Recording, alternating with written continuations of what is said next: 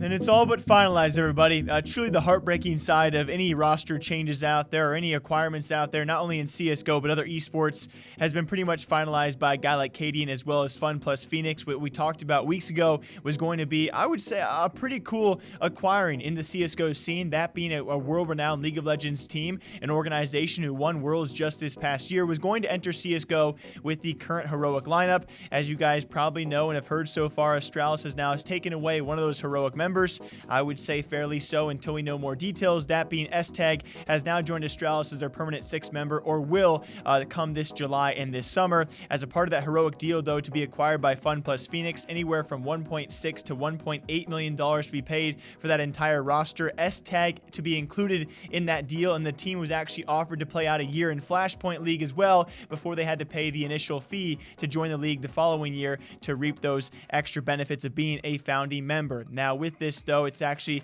the S-Tag acquirement, apparently also the backing out of a FunPlus Phoenix into joining CSGO altogether. This was first hinted at by Cadian in a heartbreaking story and a video where you can clearly tell in his eyes, in his full emotion, in his body language, the heartbreak this guy has gone through, along with that apparent tweet as well about how gutted he is by this. Of course, the entire team, surprisingly so, they would have done the same thing S-Tag did.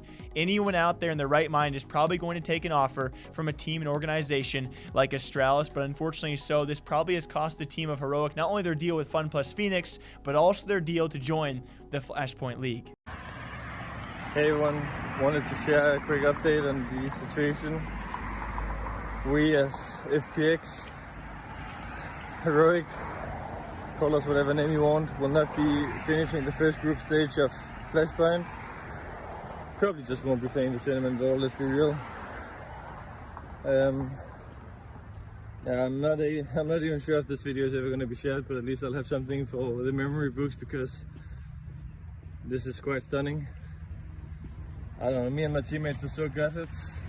We've been fighting through a lot of hard times in the last few months, and finally we see light at the end of the tunnel.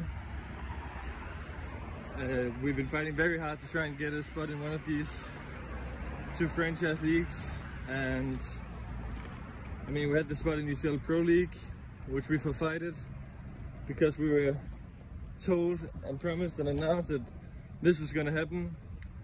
So through a pandemic, a global pandemic, we travel across the globe and everything to play to play a video game for a living, while everyone else is on standby. Basically, we're out of our homes, out of our comfort zones.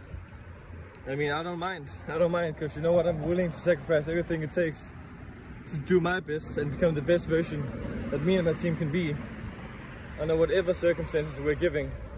We kept fighting till the end.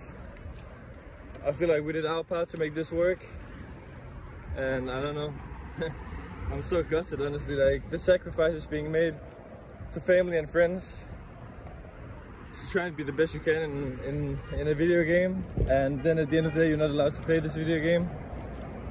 I don't know. I don't think I've ever been this mistreated in my entire life. Yeah. I'll try to keep you guys updated.